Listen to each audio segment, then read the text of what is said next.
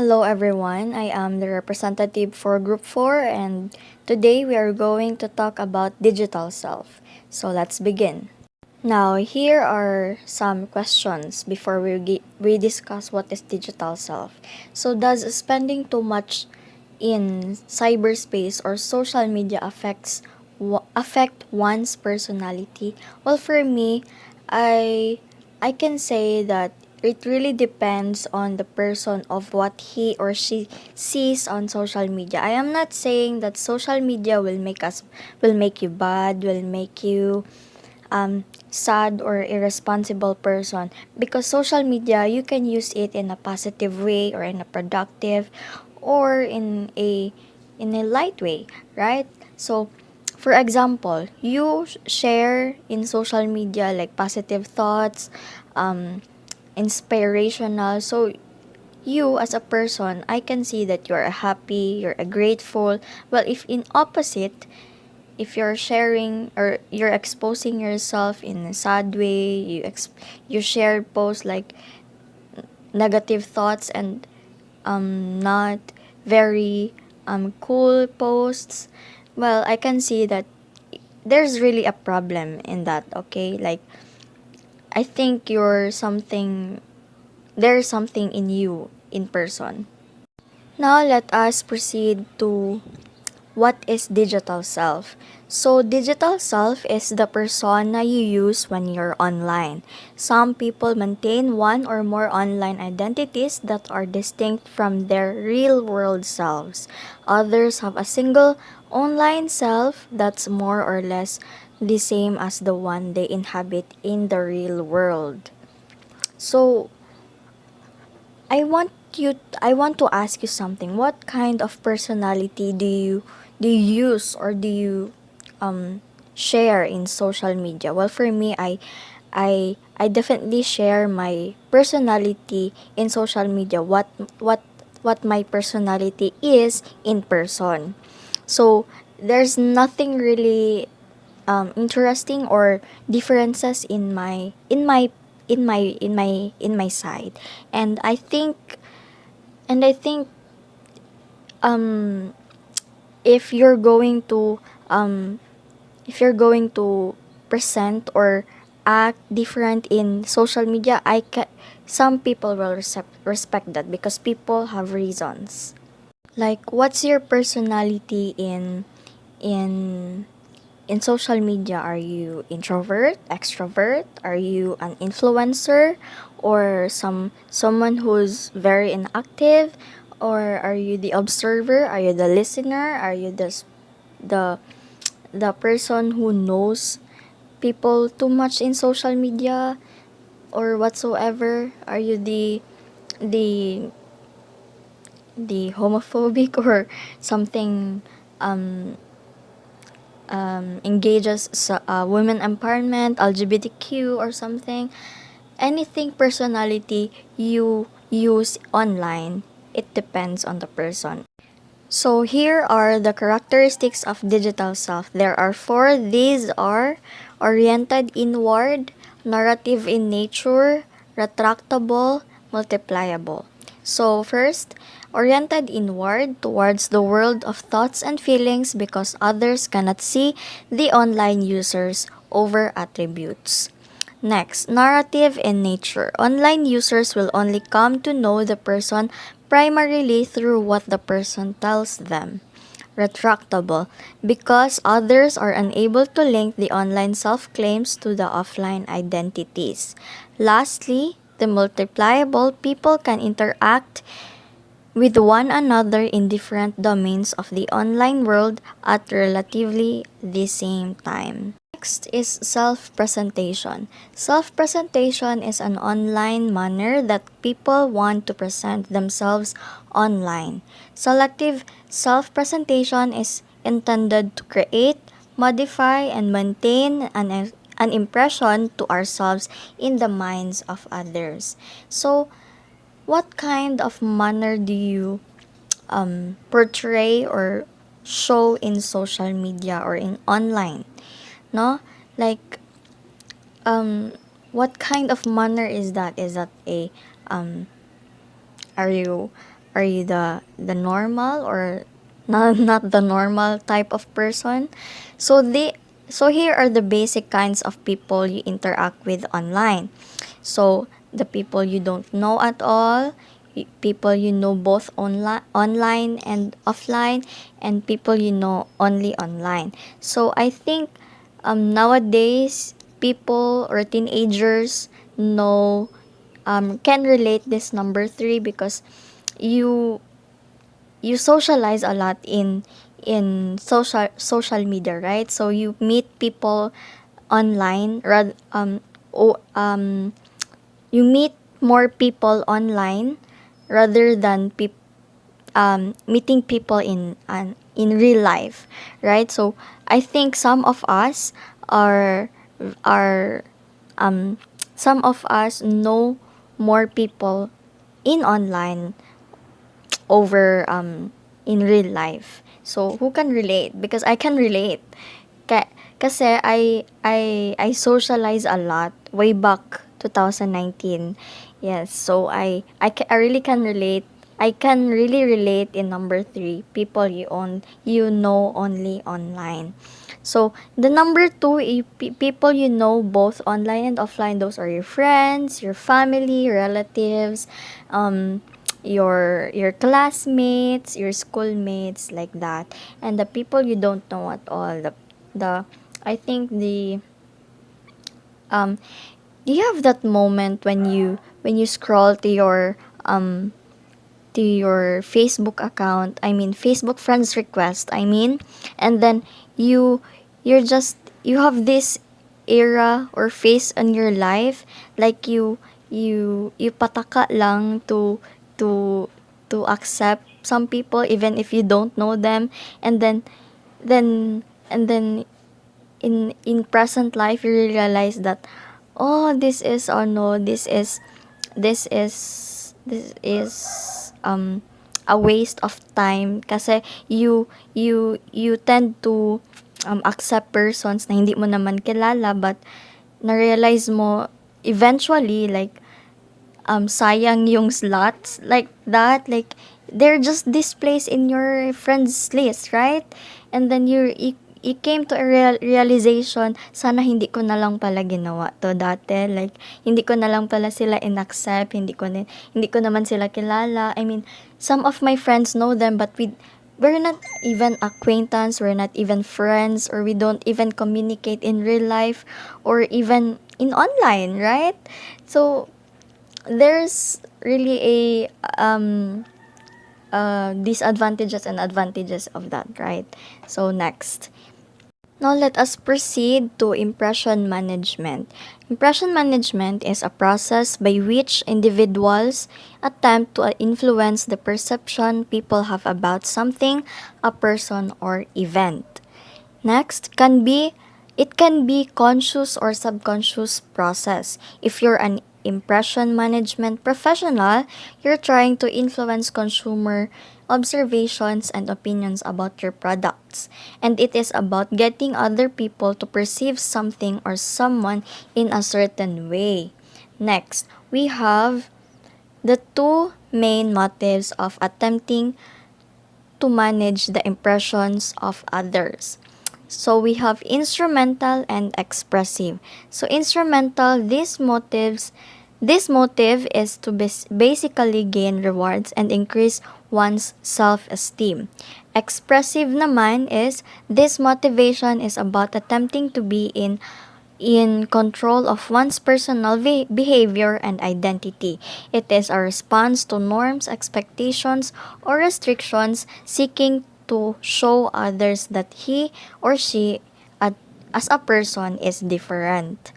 Now, let us proceed to strategies. Impression management strategies have five categories.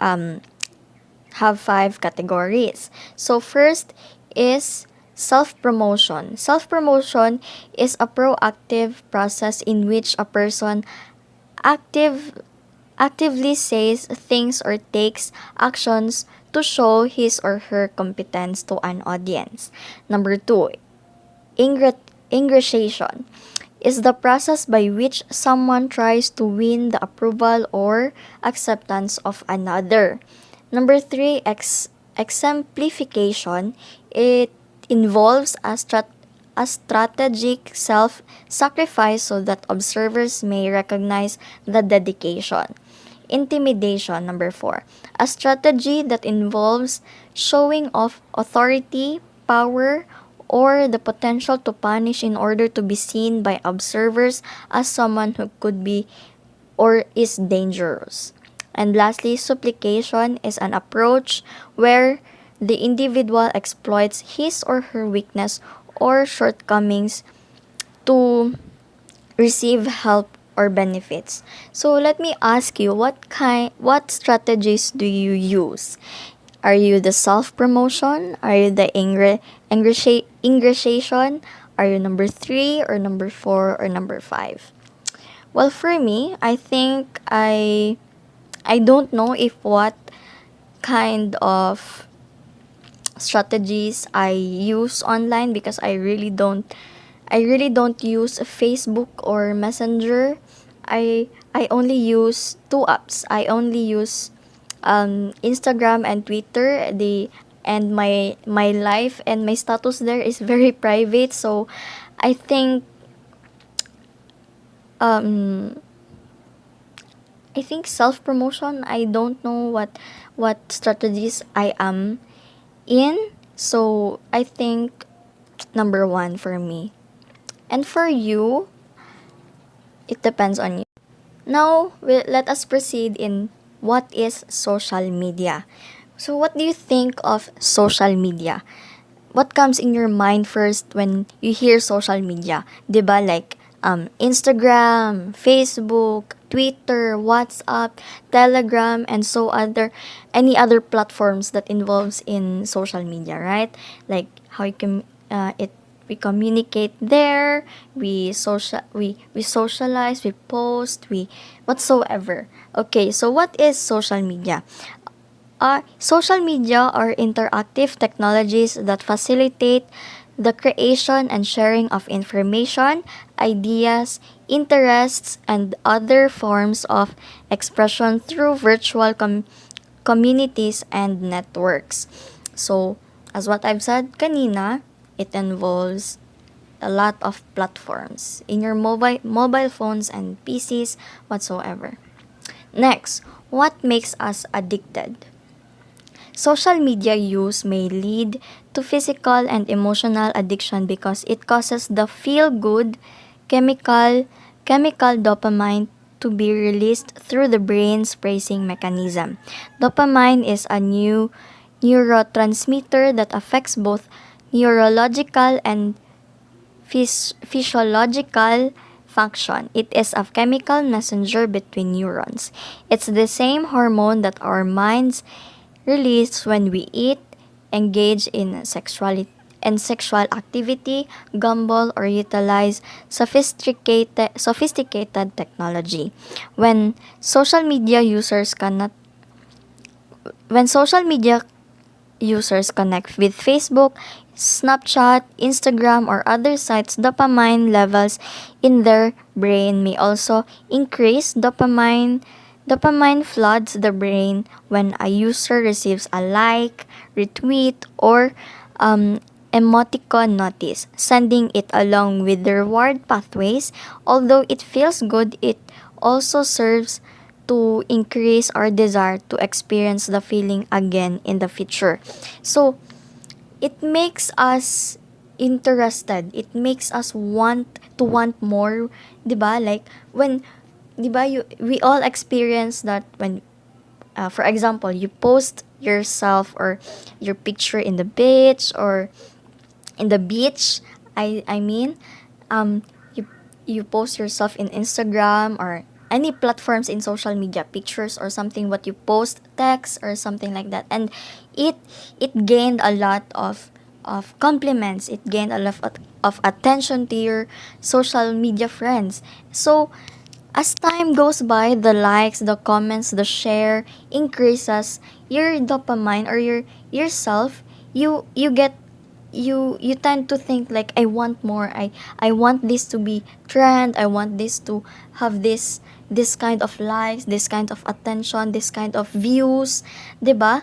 So yan yung reason, kung it is one of the reason why we get addicted, 'di ba? Like for example, the pages, 'di ba? Yung mga Facebook pages sa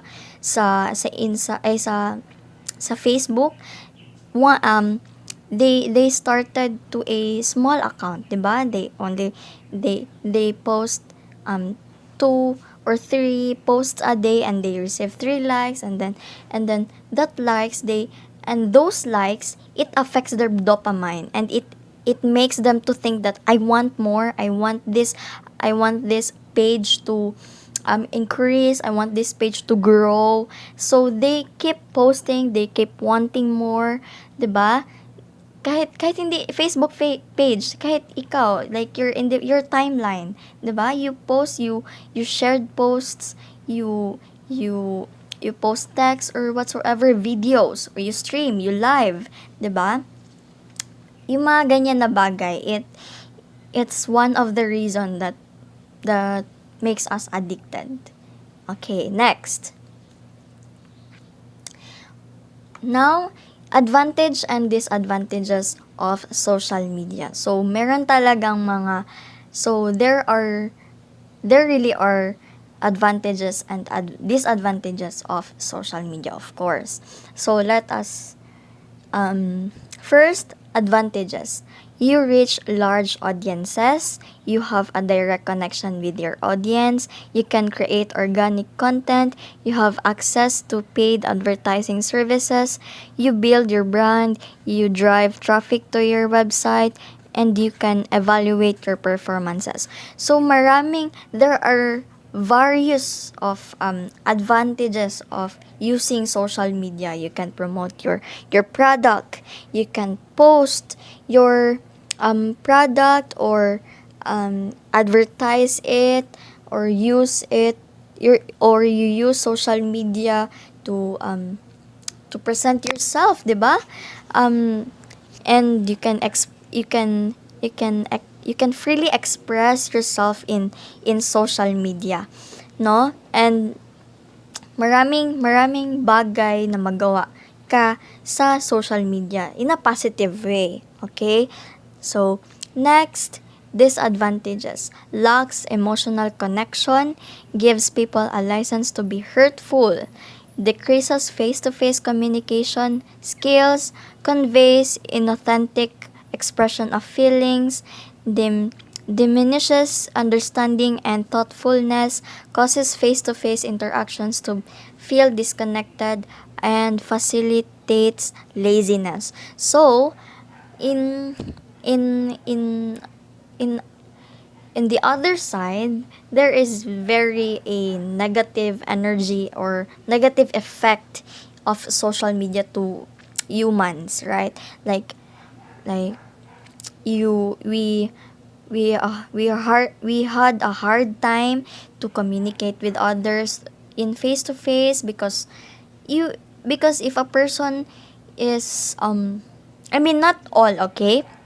Not all person or human is like this, okay? Like if you use too much social media, you get anxious, you get your anxiety is very high when you meet people, you communicate with people through face to face, right? So it's really a negative effect for us.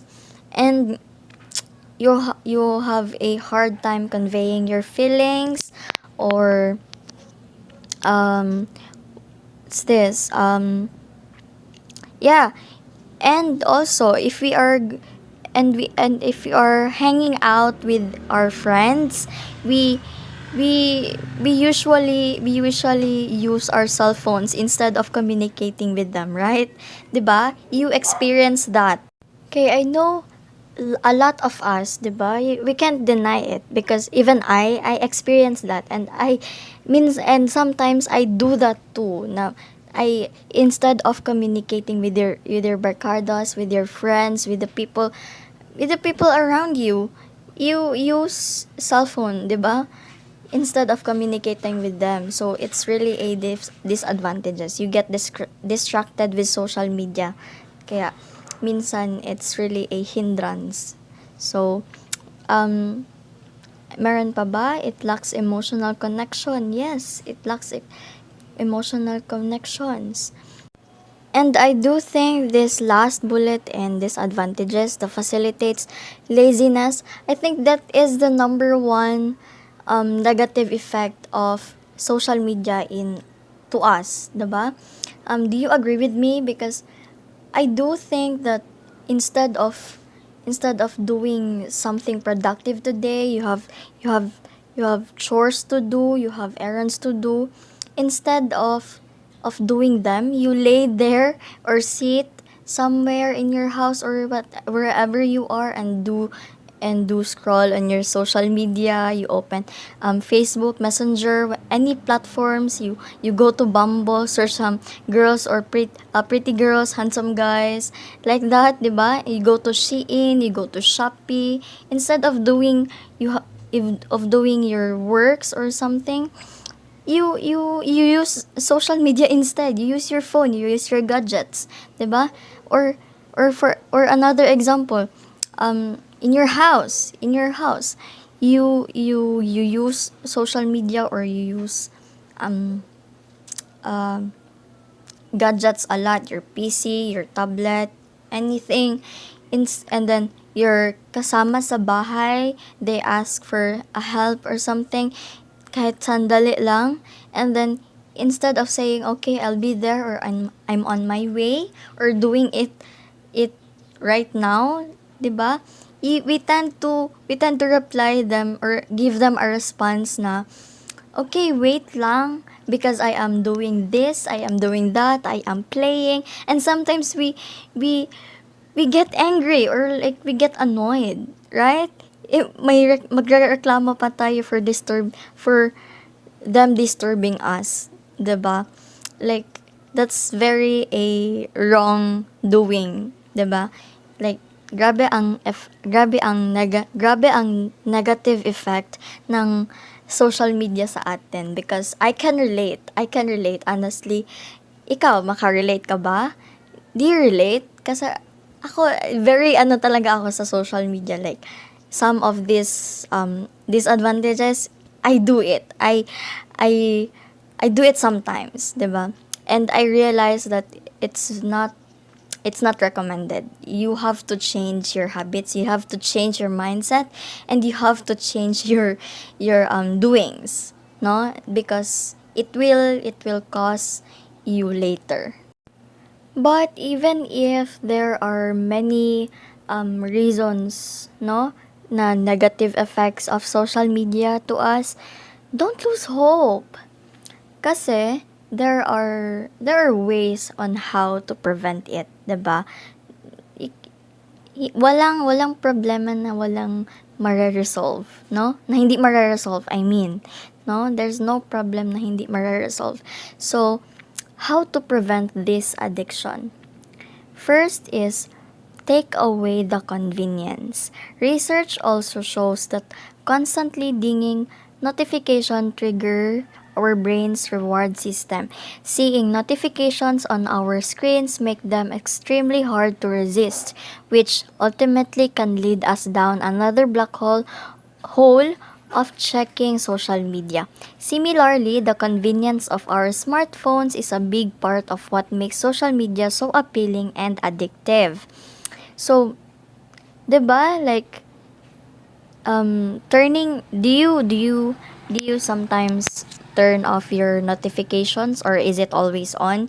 Because for me, I am always on do not disturb, and I'm I'm on a silent mode sa cellphone.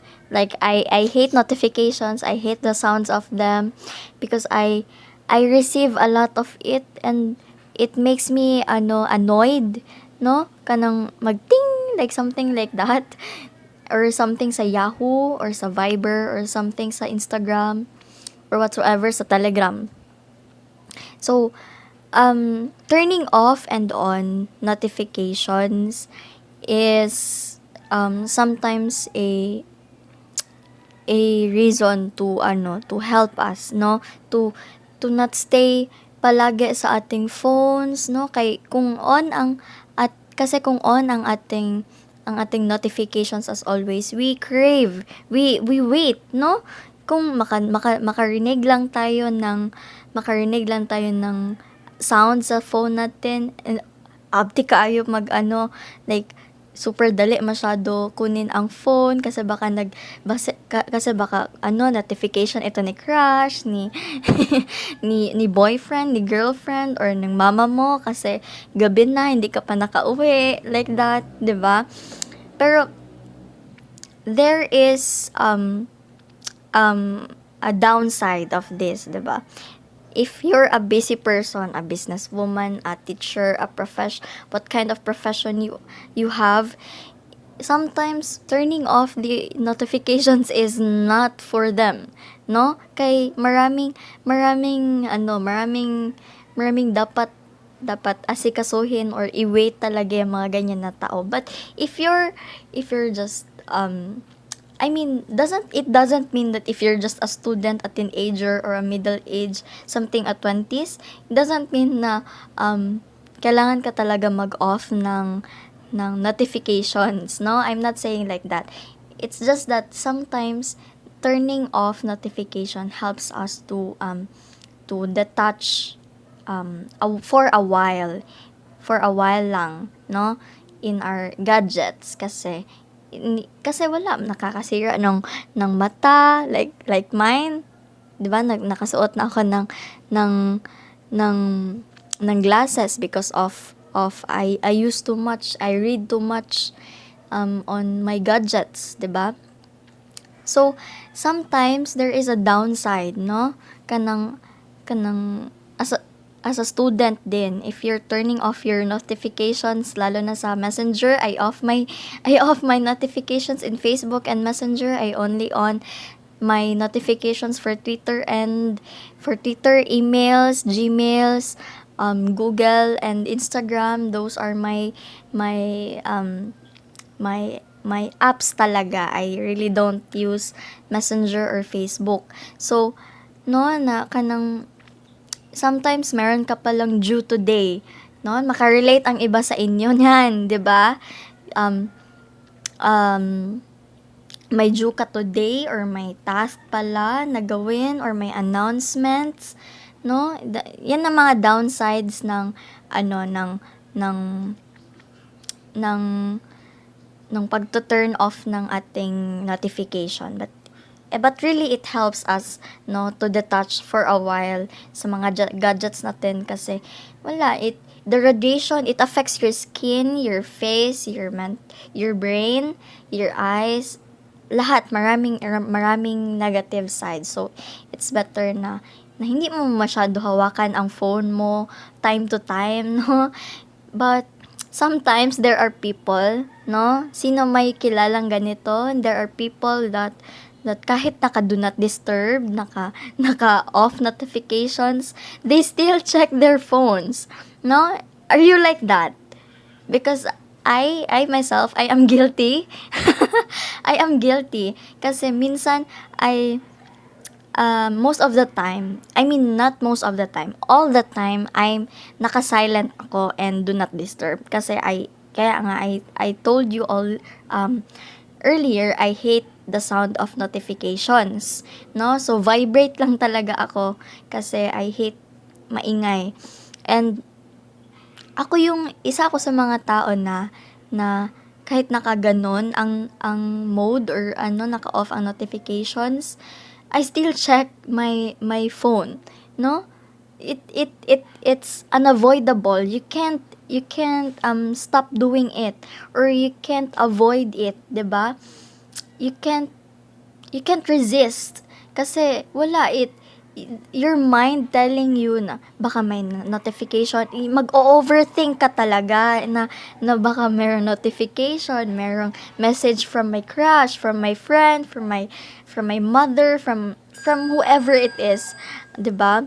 So yun, narinig niyo yung notification is from my grandma. So like meron talaga mga ganyan kahit naka-off na, naka naka ano na ang phone like that.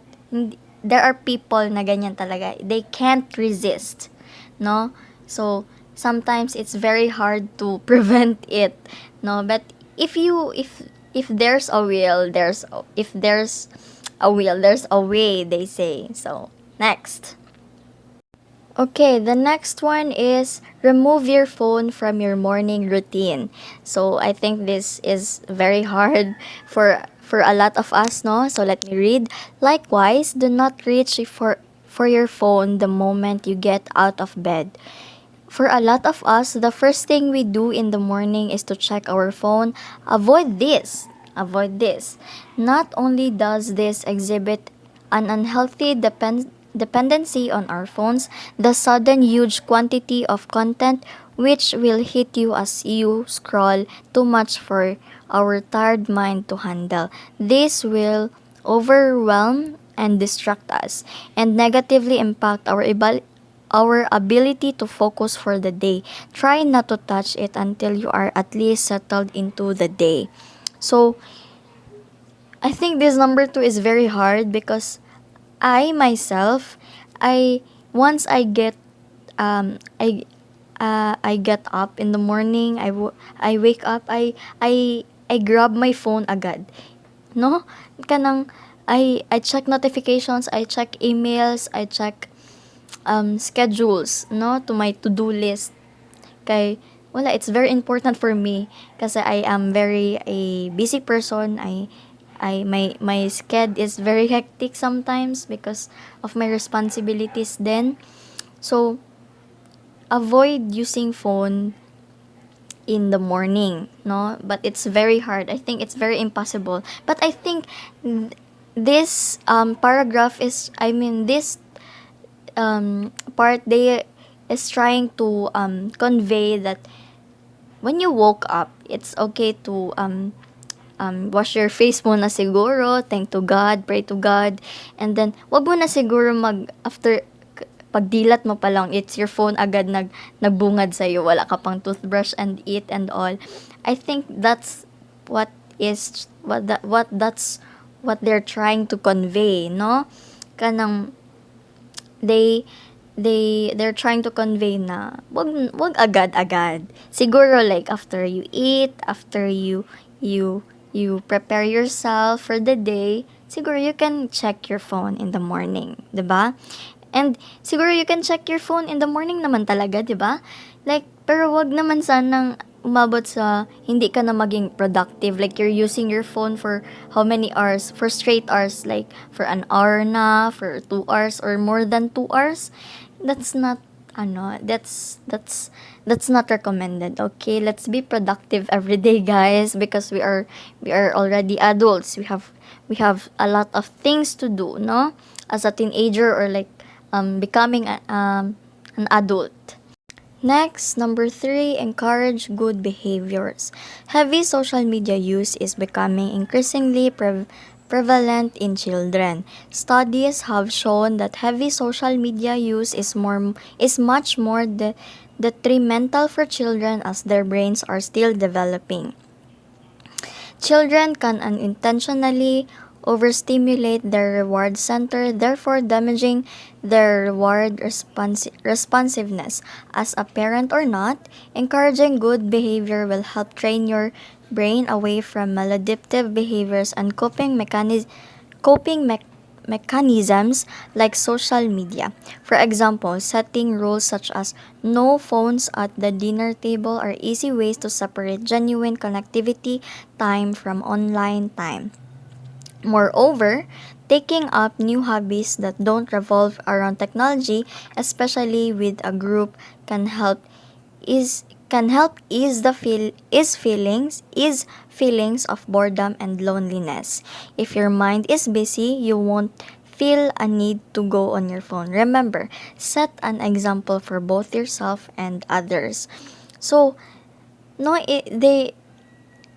this is what they are trying to say na there's a life outside social media. There's more life outside social media, no?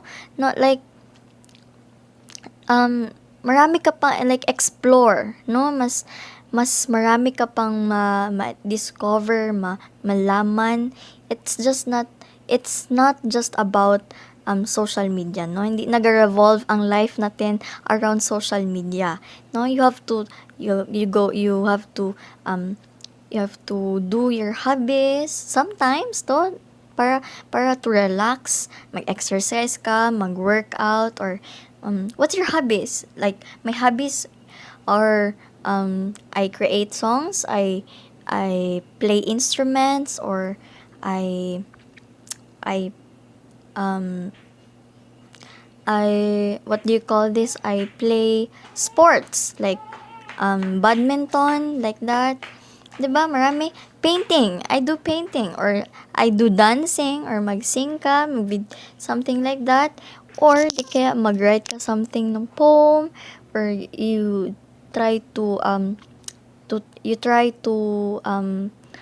exercise your speaking skills, your communicating skills sa mirror ba or something saan. Like that, 'di ba? Marami kang magawa outside social media, no? Like para hindi ka din ma-boring, no? Hindi lang social media ang nagapasaya sa atin or something. Never left your hobbies or your passions, 'di ba?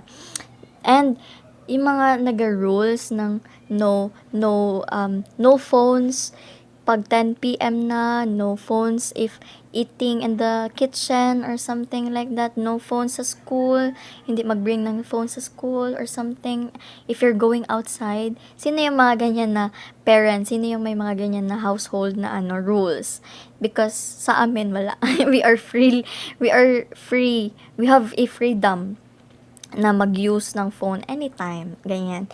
Even my parents or grandparents telling us na, "Hoy, no phones na no phones during past 10," like that. But still, we're using matigas ulo namin, 'di ba? Wag tularan, okay? And remember, okay, guys, hindi lang nagre-revolve ang araw, ang day, ang life natin sa social media. There's a lot outside of it. Okay? So, wag mong ikulong ang sarili mo sa social media. Okay? No? Encourage good behaviors. Kaya, it will cost you later. No?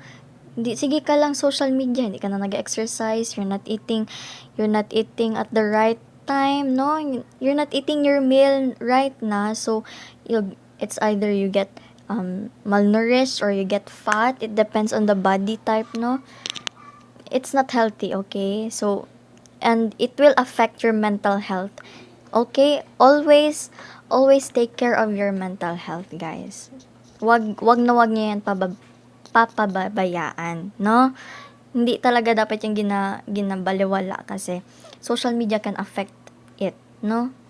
So, dapat dili jud ta magpataka og kanang pabaya sa atong sarili. Okay, next is be open about it. One of the most common phrases you hear surrounding addictions is admitting you have a problem. The same can be said for social media addiction, as communicating about your problem can produce many positive results. Discussing why your behaviors are problematic is key in changing behaviors.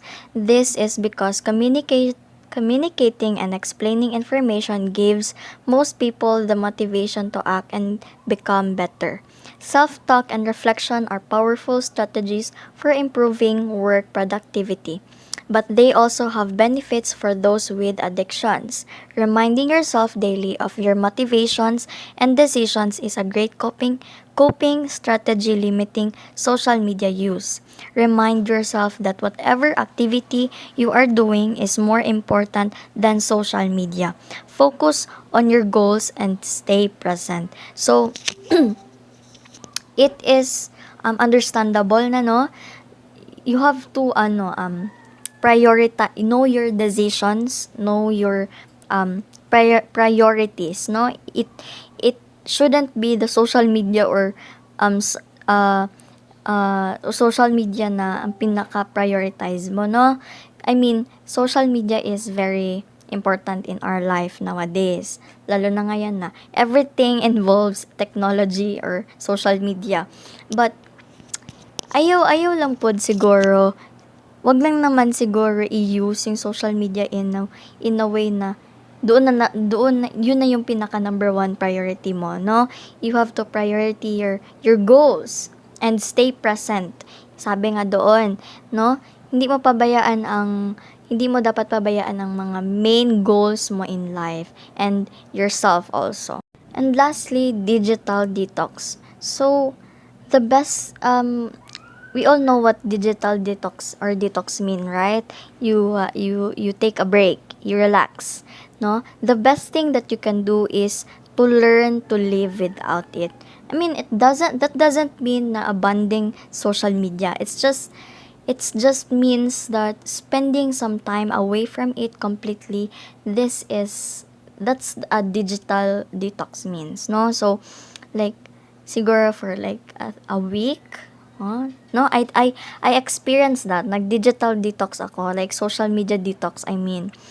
I I deleted all my social media accounts. I only have my books and myself, no? My instruments, that's all. No, I read books, I exercise for 2 months. Yes,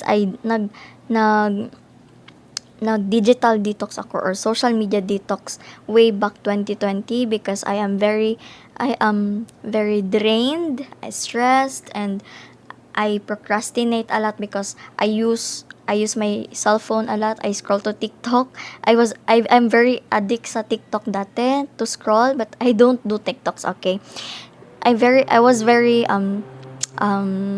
disappointed to myself. So I decided to mag-detox muna sa social media. So I survived for 2 months without using anything of it, no? Like meron lang siguro sa akin nun it was summer, so no classes. Ang meron lang sa akin nun instruments, my books, my surround, kung ano yung nasa paligid ko, no? And it made me realize that having your me time or your self time, no, you will realize a lot, no? If you're going to have this in the future or in the past, if you experience this, if you're on my side, like I realized a lot, no? Take yourself to be alone for a while and you will realize a lot. A lot, I swear to God. You will realize a lot of things, no? Na kanang makarealize ka na, ganito, ganyan. Like, grabe. And, I suggest to you, if you're very drained, devastated to yourself, disappointed, or you procrastinate a lot na, and then you feel like you're addict your I mean your addiction is taking control of you na, and you can't your self control is not it, like you can't control yourself talaga because you can't resist, no? So it's better to mag ka muna, detox, social media detox ka na. Do you experience that? Na-try niyo na ba mag-detox? No? Na-try niyo na ba yan? If hindi pa, it will help you a lot, and it will make you realize a lot of things outside life, outside social media. Maybe ma-realize mo may ganito ka palang side of you, may ma-interested ka pala sa ganitong hobby, sa ganitong mga bagay, 'di ba? You never know, no? Yeah, like if mag-detox ka, you can play instruments, you can cook or bake cookies, something like that. Marami kang magawa, 'Di ba? If mag-detox ka, ma-relax talaga ang mental health and brain mo. And then your skin and your face and your eyes, mag-iiba sila. Like it will eventually look healthy pa, no? So I recommend sometimes mag-detox tayo ng social media, no? Kay even mahirap, pero sometimes it's a necessary for us. Now, private versus public self. Private, the prevalent definition among social psychologists is private refers to mental events in a person that are inherently unobservable by others. Public, what social psychologists consider as public are behaviors that are open to observations of other people. These are the possible advantage of making your online profile public. No, it facilitates open communication that could lead to be better and faster information and discovery and delivery. It allows open discussion on ideas and the posting of news, asking of questions, and sharing of links. It provides an opportunity to widen business contacts. It targets a wide audience, making it a useful and effective tool to increase your network of friends. If you are an entrepreneur, it improves business reputation and client base with minimal use of advertising. It helps expand market research, implement marketing campaigns, deliver communications, and direct interested people to specific websites. But there is a possible risk. So possible risk, it opens up the possibility for hackers to commit fraud and launch spam and virus attacks. It increases the risk of people falling prey to online scams that seem genuine, resulting in data or identity theft. It potentially results in negative comments and bashing. And on the other side, some advantages of making your online profile private. You have control over viewers. You only connect with those you want to communicate with, and your online profile is protected from scammers and bashers. And there is a disadvantages. Your network is very limited. Thus, you close your doors to opportunities that social networking bring. Your engagement is very low. You do not get to meet interesting people with whom you can exchange ideas or learn from. If you are entrepreneur, a private profile will not help grow your business. So, are you an entrepreneur or are you a student? So, for me, no, it's a disadvantage talaga sometimes if you have a private profile. Kasi ako ay lahat ng social media accounts ko are locked. I prefer it private. I only allow people, or I only accept people for those who are na close ko na in real life, no? Like I can label this person na hindi lang to display sa aking social media, or I can label this person na I can trust this person, no? I know this person. We know each other, like this, like that. There are differences talaga, no? There is up and a down sa lahat ng bagay. So, ikaw, how about you? I am asking you, what do you prefer? Are your social media accounts privates, or there are some lang, no? Hindi lahat. Or are you a influencer or something, a vlogger or what? Do you have a business? So it's not recommended for those people, ha? If ganyan ka, if you're one of them, it's not recommended na imuhang na your account is private, okay? Or locked. It's not recommended because it will how will your business or your profile or your self grow, no? Paano mag-grow ang gina-promote mo or something, your business? So it's not recommended. So if you're just a student, what do you prefer? What's your preferences in this? No, private, or are you a public person? Are you the mysterious person, or are you the extrovert person. So, it depends talaga. And if you have a public profile, I hope that you're not easily to be fooled, okay? You have to check, you have to research everything you see in in social media, or the contacts, the people who message you, who contact you, who approach you, no? Or you buy something online, or you promote something, you have to be careful always, 'di ba? And always always secure account, no? And for those who are for those who are afraid, don't be afraid. If you are if you are if you are confident that you know yourself, you know how to handle yourself, then okay lang. Then let it no, let go lang. Sige lang, go lang. Mag-public ka lang or mag-private ka. For those who are private person, I respect you. We have a reasons, no? May mga reasons tayo sa buhay kung bakit tayo mga person na private ang ating accounts, and we only choose people who wants to see our happenings in life. Next, we have individual versus social identity.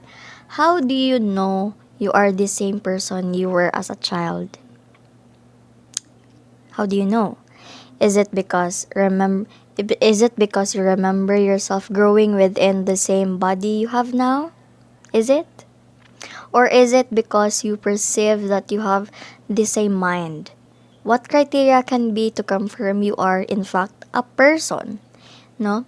Personal, individual identity is the concept you develop about yourself that evolves over the course of your life. This may include aspects of your life that you have no control over, such as where you grew up or the color of your skin, as well as choices you make in life, such as how you spend your time and what you believed in.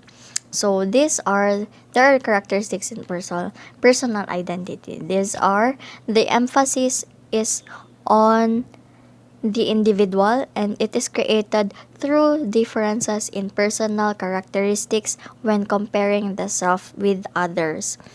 Okay, next is social identity is a person's sense of who he or she is based on group membership.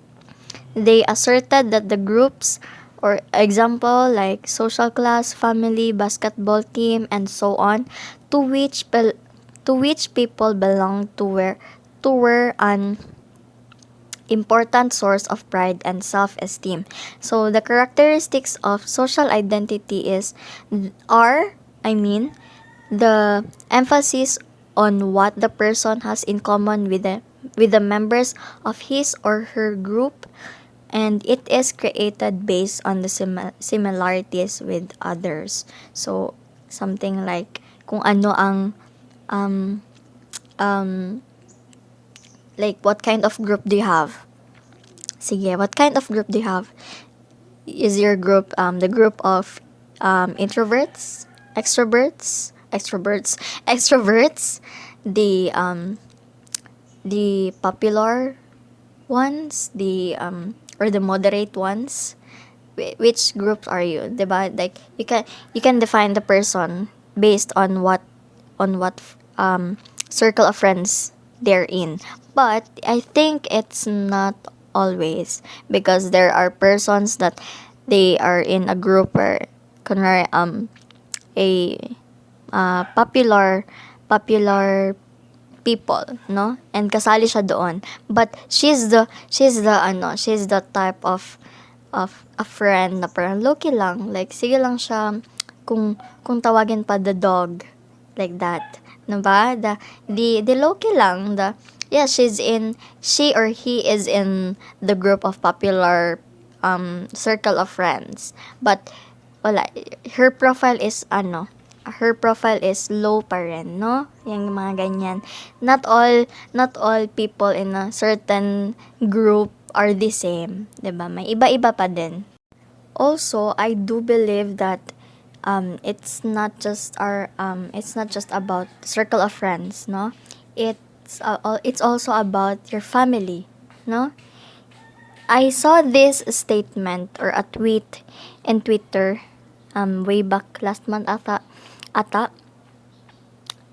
This woman tweeted, marrying into a good family is so important. Look at the family before you marry the man.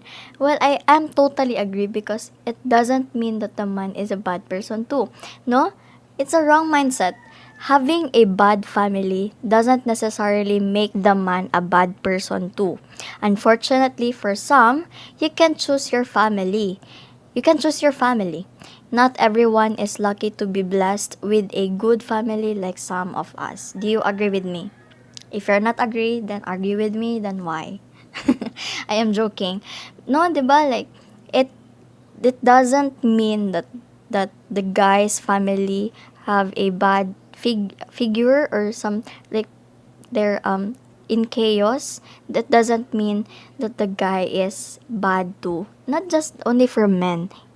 It applies to both no, men and women. It doesn't mean na this person is his family or her family is like this like that, then he's like this, then he's like this too.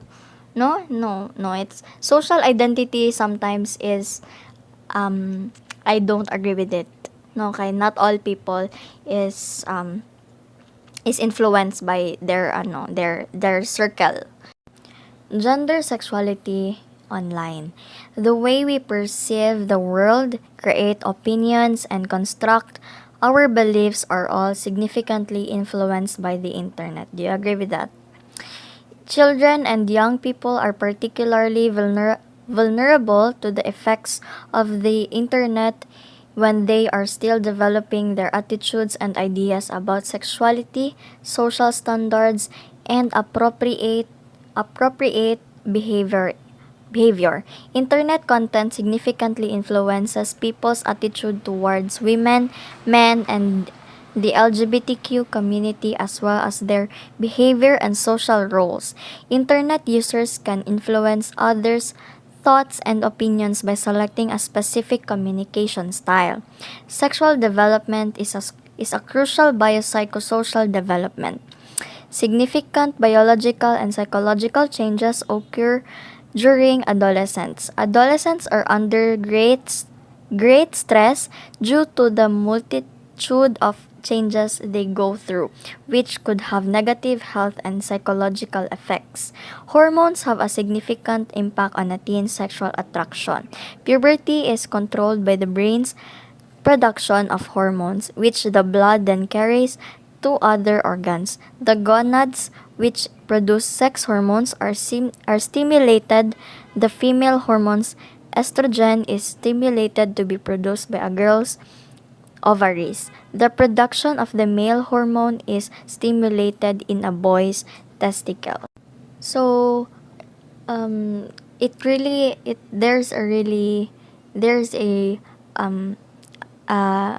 big impact no sa imong sexuality through online. Do you feel sometimes in social media you scroll sa TikTok or any social media platform, no? If you see a pretty woman, do you as a to all the girls listening to this, no? Do you feel sometimes like I I like her. She's pretty. No, and then you got a crush to a girl and then you start to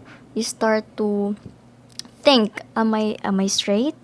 No, especially to those who are still developing, no? They especially to those who are teenagers like around not necessarily teenagers, siguro mga 7 years old to or 8 years old to 14 or 15, 16 like that. No, yung mga ganyang edad, they are still exploring themselves, no? Hindi talaga natin alam if ano talaga yung gender or sexuality natin. Because I experienced this crisis, no, way back when I was 14. I I have this classmate, a girl, she's a girl, and I thought that time I'm a straight, no? And then eventually we hang out a lot. We, of course, because we're classmates. And then I when once I was in the canteen or cafeteria, I saw her, and then it it my brain, out of nowhere, my brain told me na, wow, she's beautiful. Wow, she like every time I see her, it makes me smile, no? And then it made me question my sexuality. It made me question, am I lesbian, or am I am I straight? Am I bisexual? And then after that, I got a crush on her. So, alam mo yun, like, hindi lang sa ano, sa in real life, no, pati sa social media din pala. No, I sometimes see pretty girls, and then I was like, I'm more attracted to girls than guys. So am I a lesbian, or am I am I am I still a bisexual, or lesbian na ba talaga ako? No, ma-question mga children, or even tayo, ma-question natin ang ating sexuality minsan because of social media, no? Kaya ma-influence talaga tayo minsan. No, there are many maka-realize na, or maka-question ng sexuality nila minsan. So, ikaw, do you experience this crisis in your life? Or I don't know, is it crisis or something? Do you experience this in your life sometimes? Or do you question yourself sometimes? Imagine ko ba ang sarili ko in a relationship with a guy? If you're a guy, ha? A guy or a girl? Or kung sa babae, ma-imagine ko ba ang sarili ko with a girl din? Or both sex, ma-imagine ko ba like this, like that? Do you ask yourself like that sometimes? Or there are some people na attracted lang talaga, but they're not at that point na where they can imagine themselves na having relationship with a girl to girl or boy to boy, 'di ba? Asan ka doon? So, I am both, no? Makarelate ako doon. So, it's okay. Take your time, no? It's not a race or ano. And don't be afraid to express and to freely show what you really are, no? Kung ano talaga ang sexuality mo. But there is a negative then, no? Hindi ibig sabihin na there are a lot of gays or bisexual, or because of LGBTQ na nauso na masyado, or na ano na siya, na known na siya masyado. It doesn't mean na you have to be a part of it. It doesn't mean you have to be lesbian, you have to be gay, pansexual, or whatsoever, no? Hindi, wag magpaano. Don't let yourself na mag-tolerate agad, no? Never let it happen to yourself na magpa-manipulate ka agad because of social media, because it's sikat, because it's happening right now, or whatsoever. No. You have to listen to your brain and heart. Kung ano ka talaga, what's your sexuality, what's your gender talaga, no? What's your interests?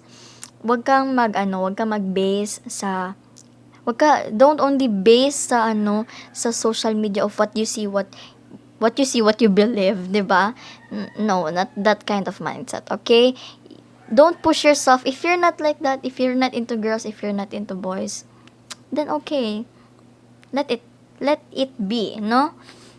And then so be it. I mean. So, yun lang. Don't push yourself, and don't trust, or don't let social media manipulate you or brainwash you, no? Kasi nowadays maraming mga ganyan na brainwash, lalo na yung mga addict sa TikTok masyado, no? Yung mga easily uto-uto na people, or like easily people who have a mindset na kasi uso to, kasi ganito ganyan, makikisabay ako sa trend. Well, sexuality is not a trend, okay? It's not a trend, people. Okay, never use it na parang kasi uso, kasi ganito, kasi ganyan. Listen to your heart. Listen to your heart. Listen to your heart, listen to what your heart desires, okay? Okay, lastly, we have stereotypes. So, we all know what is stereotypes, no? So, sino pa hindi nakaalam ng ano ang stereotypes dyan? So, stereotypes, by assuming that a person's traits and abilities are shared by all members of the group, people use stereotypes to make the social world simpler. This leads to social categorization, which is one of the root causes of prejudice attitudes. Stereotyping is the mental process of presuming that all members of the group, or them and us mentally, share a certain person's trait and abilities. Online gender stereotypes are a reflection of offline gender norms, which contributes to inequity between men, women, and LGBTQ persons, as well as gender violence. So, do you sometimes, or have you encountered stereotype of person? Because I myself, I experienced, and I encountered a lot of stereotypes of person. And I think this is an offense, so I'm not saying no offense, but so I think most of the stereotypes of people are the Karens. You know what a Karen means, right? Millennials. Or this type, mostly mga stereotype na persons are the middle-aged or old ones, 'di ba? I'm sorry for those who are old enough. I'm not saying na lahat kayo, not all, okay? Some of you old people or middle-aged people are the ones who's stereotype. But there are people who are in 20s or teenagers are stereotype because of norms, 'di ba kanina? Because of norms, or because of their surroundings, the surroundings they grow up, no? The mindset their parents, or not their parents, but the people they hang out every day, no? Ma-influence sila. That's why some of us are stereotype people. So what is stereotype people? To be specific, ito yung mga tao na kung ano ang thinking nila, dapat ganun din ang thinking ng isang tao. So, there is expecting na lahat ng tao, or most, like, almost all humans have the same, or have the same level of thinking, or doings, or beliefs, like that, no? So, minsan ito yung mga close-minded na tao, no? You can't teach them, because their minds are closed. It is like kung ano pa, permanent, no? Their mindset is like this. If you're a woman, you're supposed to, for example, this situation, I am the stereotype person, and I am talking to you, no? And then we're talking about gender roles. And then you're the open-minded person, and I am the stereotype person who is close-minded.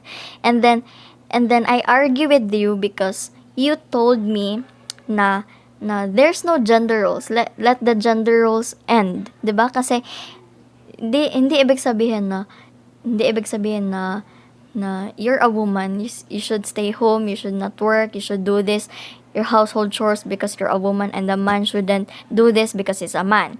And then I the stereotype person na nagatalk sa you, I argue with you, and I argue na no, because you're a woman, you have to do this only, and then a man should do this only.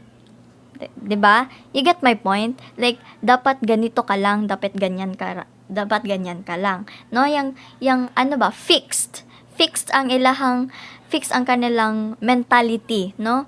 Them and us mentality. Ganyan ang mga stereotype people. And don't and I've seen a lot of stereotype people in social media. No, mga entitled pa jud yung mga iba. No, have you encountered those people in social media? Not just in real life, social media too. No, maraming ganyan sa social media. And I suggest na don't be a stereotype person, no? Don't be a stereotype person. This mindset, this kind of personality is not recommended. This is very wrong because nowadays, as we're in Gen Zs or millennials, the people is promoting or some things na LGBTQ or kahit ano pa yan, no, yung mga women empowerment, yan, mga ganyan, yung they're open, dapat we're open na, like that. Yung mga stereotype people, don't be friends with them. If you have a friend or a family or something, if you can change their personality, their behavior, I salute you. And I recommend, if you can, do it. If you think that there's a way or a solution pa na pwede pa maagapan ang pagiging stereotype person or stereotype behavior nila, then change it. Help them, 'di ba? Be the bridge, 'di ba? To develop, to lead them to the right path.